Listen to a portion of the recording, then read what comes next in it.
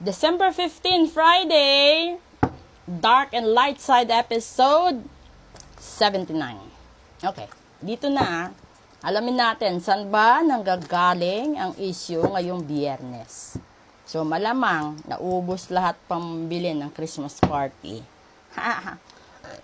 And dito may mga posible na solusyon. Ay, nako, napapahikab na naman ako sa dami ng ginagawa ko. Maraming salamat sa nagpa-ritual, sa nagpa-cleansing, sa nagpa-book ng reading. Maraming salamat po.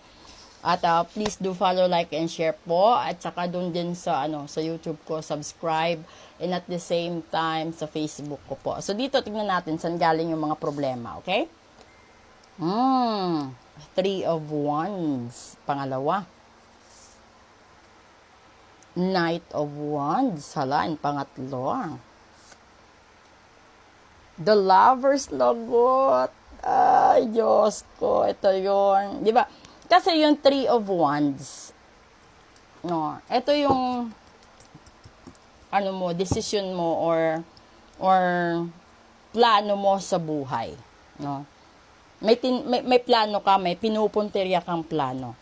And then, yung pangalawa kasi is the Knight of Wands. And this is the type of person na talagang gagawin niya. So, ibig sabihin, kung pinaplano niya na sa araw na ito or sa linggong ito, pupunta ako sa kanya. Pupunta ka talaga. And then, kasi yung pangatlong card is the Lover. So, ibig sabihin, yung pupuntahan niya is yung mahal niya. Oh, di ba? Nandito tayo dyan sa punto na yan, nasa mahal mo. Dito, anong mangyayari sa maganda? Ten of Wands. Pangalawa. Seven of Wands. Hala. And pangatlo, Nine of Wands. La, Diyos ko, puro pag-ibig and nay. Okay, so ibig sabihin nito, no? Yung lahat ng iniisip mo, lahat ng suliranin mo ngayon, no, patungkol sa pag-ibig, patungkol sa kung ano paman, ipinaglalaban mo. Naghihintay ka ng tamang pagkakataon na kahit medyo matagal, pero naghihintay ka at nasa punto ka na 90% malapit na, di ba? Nandoon na sa 90%. So, ibig sabihin, yung naging dahilan ngayon, no, na siguro yung iba sa inyo nagkaroon ng stagnation sa plano ninyo, yung nag-iisip na kayo, no, pumipili na kayo, at nakakapag-decide na yung iba. Kasi this is the vision, this is your plan, this is your future. So, the future says na gagawin mo talaga, babalik ka sa taong mahal mo. Or kahit anuman ka dami ng problema, na masasalubong mo, no? Kakayanin mo, ipaglalaban mo at maghihintay ka ng tamang panahon para makabalik or para makamit mo or magawa mo yung gusto mo at makita mo siya uli. May mga ganun sa baraha. So, ngayon lang ito nangyari na hindi siya contrast masyado sa reading. Kasi kung napapanood nyo araw-araw yung dark and light side of life na readings ko, yung itim, lagi siyang contrast dito. Pero sa sitwasyon ngayon, December 15, Friday, yung tao dito, it's either mapalalaki ka or mapababae ka, nasa plano mo na talaga na babalik ka. Babalikan mo yung taong mahal mo. And the Knight of Wands is an action card. So, ibig sabihin, nasa punto ka na naaaksyonan mo na yung pagbabalik or pupuntahan mo yung taong mahal mo. And then the Ten of Wands is the problem na meron ka or the consequences or the issues that you have currently. At yung ginagawa mo, pilit mo itong pinaglalabanan. Kasi gusto mo talaga na mangyari ang gusto mo. This is the Nine of Wands.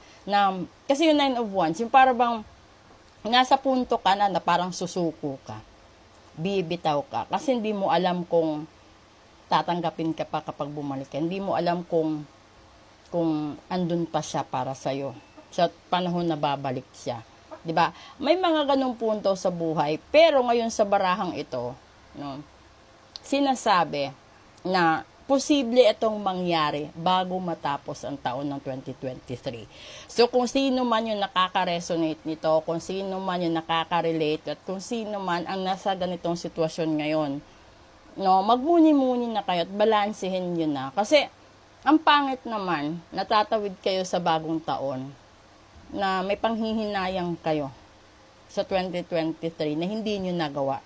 Hindi nyo nasabi, hindi nyo man lang na-express, or hindi nyo man lang nailabas sa tao na dapat niyang marinig ito. No, dapat niyang malaman ito, deserve niyang marinig. Or deserve niyang magkaroon ng clarity, deserve niyang magkaroon ng kasagutan sa matagal na panahon. Kasi 9 of Wands is matagal. So, ibig sabihin, we're not talking about days only. But it probably goes with months and years. So, iba sa inyo, mas siguro matagal na, di ba? Yung iba nga, naghiwalay lang isang linggo, parang pakiramdam nyo, taon na, di ba?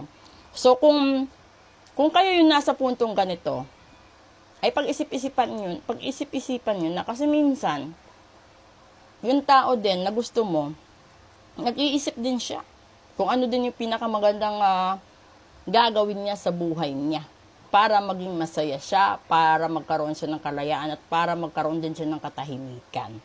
So, kung sa tingin mo, ikaw yung tipo ng tao na kapag siya yung kasama mo, lahat okay. Kapag siya yung kasama mo, lahat swerte. Dun ka. Kasi, may mga tao sa buhay mo na minsan, no, mararamdaman mo na kapag ito yung kasama mo, ang bigat ng swerte. Parang wala ka na yatang, di ba? Parang hindi ka naaahon. Tapat, yung tingin mo parang lubog ka na, ng palubog ng ganun. Alam nyo yan, kahit sa isang kumpanya, sa trabaho, mararamdaman mo na minsan welcome ka, minsan hindi. Ganun din sa isang pamilya. Kapag ikaw, pumunta sa biyenan mo, no, mararamdaman mo kung tanggap ka o hindi. Pero alam mo din sa sarili mo, kung ano yung mga bagay na ayaw ng biyenan mo sa'yo at ng mga in-laws mo sa'yo. Kasi bago pa kayo siguro nagsama or naikasal, alam mo na yung diferensya mo. Yung pangit lang talaga sa ibang tao, hindi nila matanggap. Halimbawa, may mga manugang na hindi marunong magligpit, hindi marunong hindi marunong maglaba, hindi marunong mamalansya, magluto, mag-alaga ng bata. Yung alam lang is nakatihaya. Nandun lang, parang pasimple lang, no?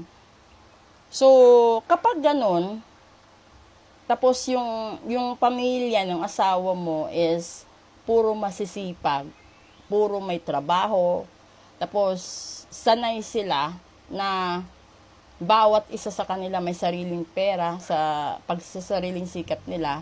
Tapos ikaw bigla kang pumasok doon, nakikita nila na hindi mo man lang halos makumpleto yung obligasyon mo sa asawa, sa anak nila or sa kapatid nila. And then ikaw pa itong maraming reklamo, ikaw pa itong maraming sinasabi. Well, wag mo nang asahan na matatanggap ka nila or mamahalin ka nila. Kasi kapag nandoon naman sa puntong ganon, talagang magkakaroon kayo ng toxic relationship.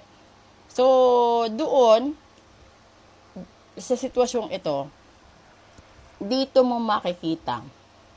Kasi yung 3 of Wands kasi minsan, kapag sa love reading, ibig sabihin, love triangle.